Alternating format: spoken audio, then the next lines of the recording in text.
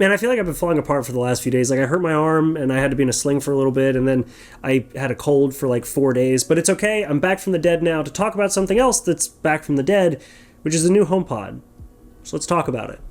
Now, the original HomePod is definitely an interesting product. Apple released it way too early, in my opinion, right at the start of smart home speakers really becoming popular. And it was way too expensive, and I think they kind of launched their HomePod lineup backwards by going with an expensive product first and then launching a cheap one instead of starting cheap and then going expensive. I did a whole video talking about that. You can check it out over there. But to summarize, the HomePod Mini was what should have given them footing in the smart home space. Then once people had that ecosystem, had those devices, they could introduce a more expensive one so that people could justify the price more. But they didn't do that. They launched a $350 speaker right out the gate that focused on sound quality and didn't have a great voice assistant, then launched a cheap one, then killed off the expensive one because it didn't sell well. But now, it's not as expensive, and it's back. So what did they change? So right out of the gate, it takes the design cue of that giant light-up area on the HomePod Mini and just blows it up for the full-size HomePod. So now the whole top lights up instead of having that tiny little dot in the middle and then the glowing volume up and down buttons. So I kind of don't like that, but I also see why they did it. The original HomePods had this glass top where the center lit up with the Siri or the little white light if you're doing something like an update, but then the volume controls went away and then only glowed when you were using the audio function. So I like that more. The volume is way more subtle. It glows just enough that you can see it there, but if you're in a dark room watching a movie, it doesn't really even faze you. Depending on whether or not those little glowing tops show a lot of light in a dark room when you're watching a movie, it could be distracting. I'm not sure. I can obviously see that the Siri light just glows the whole top, and I've used my HomePod Minis enough that I know that lights up a dark room. So hopefully the ambience will drop those lights down enough that it's not distracting, but I don't know. I still like the glass top. I still like the individual volume buttons, but I guess to save some pricing, they'd have to make the top not have individual glowing lights like that. I do wonder, though, if the top of this one is still glass or if it's like a plastic, like what they did with the HomePod Mini. I guess we'll have to see. One of the other changes they made to it, which is directed more towards the smart home space, is the fact that it can be a thread router. Now, this is a big deal across the board. Doesn't matter if you're using Google, Amazon, or Apple. You can use multiple devices that are thread capable with multiple smart home systems, because the idea behind Thread and Matter is that you can have something like a HomePod that will allow peer-to-peer direct connectivity for other devices around the house as long as they meet the standard for Thread and Matter. That's super cool. I can't wait until other devices start to hop on board with that, because having a universally accepted standard for multiple smart home systems will drastically reduce the confusion of setting up a smart home and making sure you have one device that's compatible with another. All you got to do is say, does it have Matter? Yes, it does. I'm good to go. Super glad it has that. The Minis actually already have that, but now we have it in a bigger device. Sticking with the smart home theme for a minute, though, we also now have a temperature and humidity sensor, which is a new feature for the HomePod, but something that the Minis apparently have already had and is only just now being activated. And it's being activated with 16.3 as a new feature for the HomePod Minis, even though they've already had it built in.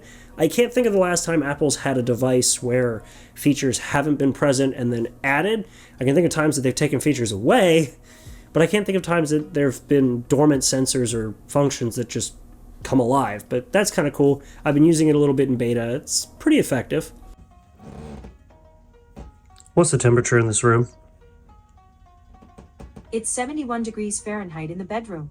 The temperature sensor is not responding. Beta software.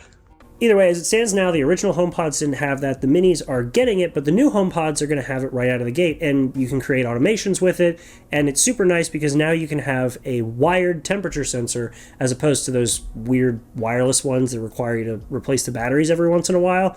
Linus Tech Tips did a whole video recently, actually, about the whole Ecobee trying to make their temperature sensors wireless, or wired rather. I can completely get behind that because I do not like changing batteries. Having a wired temperature sensor, especially considering I use HomePod, is super nice. Now, some of the things that Apple's really pushing as new features, I thought that the original HomePods already had, but apparently they are either just reintroducing them or just pitching them way harder. One of the big ones is the home theater configuration. I've been using that for years at this point. I've been using 2 HomePods hooked up to my Apple TV in an eARC configuration, an enhanced audio return channel configuration, meaning that as long as there's stuff playing through my TV, the signal goes to my Apple TV and then goes out to my HomePods so that it plays audio. And it sounds fantastic. I've demoed it a few times, but like playing Halo and hearing it through the rumbling bass of these HomePods with the high-end crack of different sound effects coming through the tweeters, it's so good. And I don't have to have a bunch of different things to make it work. It's just an Apple TV and 2 HomePods. It's great. This is the only place on Earth the Covenant decided to land. That prophet is going to tell us why.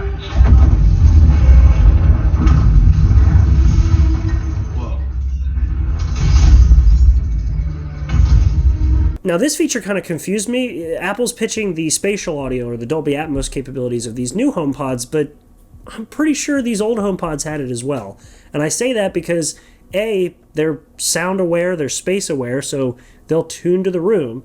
But also, when I go into the sound settings of my Apple TV, it shows that it has an automatically Dolby Atmos capable set of speakers connected. So I think the original HomePods had that, but either not enough people really bought them to know, fewer people bought 2 of them to know, or maybe Apple's just pitching it to try to sell it as a new feature even though it's already been there. Or maybe all of them.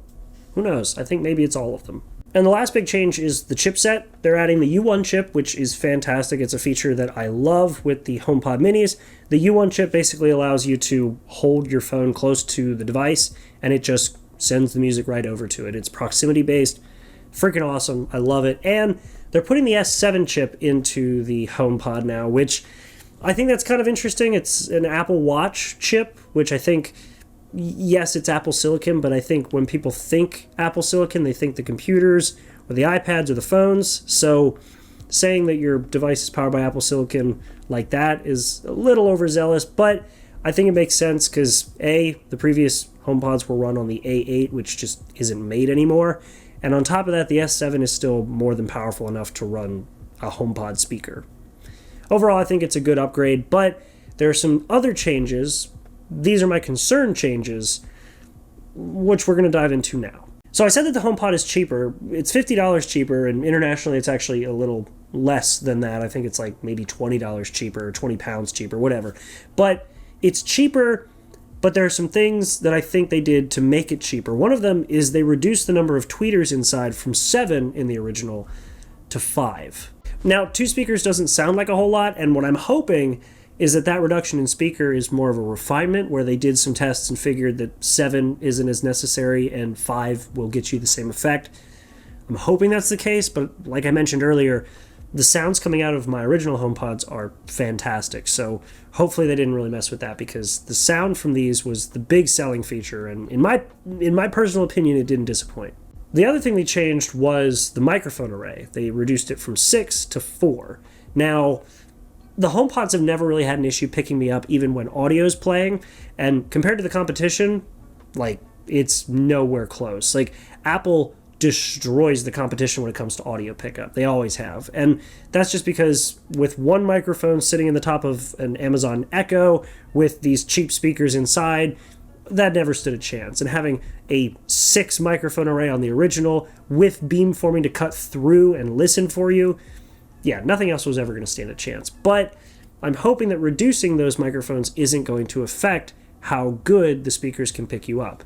I've had these things at full blast, and they've still heard me when I regularly, at a regular volume, ask for Siri to do something. So, we'll see. Hey, Editor Garrett hopping in here real quick. I forgot to mention one other downgrade they made to this thing, and I assume this was done, again, for cost, which is that they chose to use 802.11n Wi-Fi.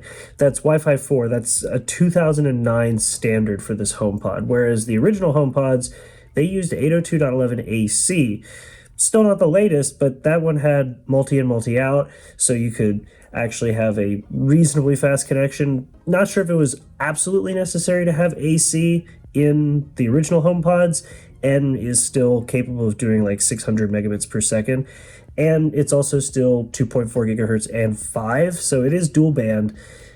I just don't know why they would do that. I can't imagine it would be that much of a cost savings, but that's another thing. Kind of falls into the same category as the tweeters, where maybe they ran tests and figured 802.11n is fine. My only concern with that is if it doesn't auto switch between 2.4 and 5 effectively enough, you might run into issues where like running the microwave causes connectivity issues with the HomePod, because 802.11 and Wi-Fi on 2.4 gigahertz frequency can cause issues when you're running a microwave. They're the same frequency and they interfere. Hopefully that's not the case, but just wanted to hop in and mention that because I totally forgot to mention it in the video. Anyway, back to the main video. But with all those changes to the new HomePod and with all those things out of the way now, my honest thoughts on this generation of the HomePod is that now is probably the right time for Apple to launch a HomePod. Because, like I said originally, when they launched the first generation HomePod, it was way too early. Their closest competition was launching a $200 speaker that was like, hey, we sound as good as your average Bluetooth speaker, but we've got Alexa built in, or we got Google built in. They weren't going for sound quality, they were going for voice assistant and integration. Apple went the other direction and went for sound quality first, integration a distant second. And with that $350 price tag, they really didn't stand a chance in the market. But now, they actually potentially stand a bit more of a chance, because after having the HomePod Mini on the market for as long as they have, and letting that get a bit more traction when it comes to the competition, I think the people who are in that ecosystem now might be able to justify a bigger speaker, especially considering that I don't know a single person who used the ability to hook HomePod Minis to the Apple TV, but I do know a few people, myself included, who use HomePods as home theater speaker systems, either in their main setup or in a secondary setup. So we might have a few more people joining that currently pretty exclusive club. But then that conclusion probably has you a little confused about the title of the video where I said I'm not buying a HomePod, but maybe you should. Well, here's why. I already own 2 fantastic HomePods, and I've told people this before when they said, are you ever going to upgrade your speakers? I just tell them they sound great, they do what they need to, I'm going to run these bitches into the ground. That's been my answer every single time. So no, I'm not buying a HomePod because I already have 2 fantastic speakers with nothing wrong with them. But here's the thing, for people who are maybe on the fence about the smart home setup, or are using HomeKit but not using a HomePod, or maybe have a HomePod Mini but want to step it up a little bit, maybe you should buy this, because the HomePod itself is a great speaker. Sounds better than pretty much anything on the market with a smart home setup built in, aside from maybe Sonos. And I have nothing against big speakers that sound good, have a fairly high price, but also have a smart home setup built in. I loved the Google Home Max. I liked the Amazon Alexa Studio. I mentioned Sonos. They make some great stuff. And when the HomePod first came out, I thought that it was fantastic, and I still do. But now there's a lot more things to like about it, including the slightly lower price and some of those new features. I don't know. Like I said, I'm not buying one. I already have 2 fantastic first-gen HomePods that I'm going to run until they break. But maybe you should buy one. If you've been on the fence, maybe have a HomePod Mini. I think it's time to upgrade. But ultimately, that's up to you. Thank you all so much for watching this video. I can already tell I'm starting to lose my voice as the evening's going on, so I'm going to wrap it up here. Thanks for watching. Make sure to like and subscribe. Leave a comment down below letting me know what you all think. How do you feel about the new HomePod? Like I said, I think that there's a lot of things to like about it, but I want to know what you all think down below. Aside from that, make sure to subscribe, like, all that fun stuff, and I'll see you all in the next video. Make sure to be there, and have a good one. Also, the RAM test video is still coming out at some point next week. I just didn't get a chance to do it this week because I'm still sick. But keep an eye out. Bye.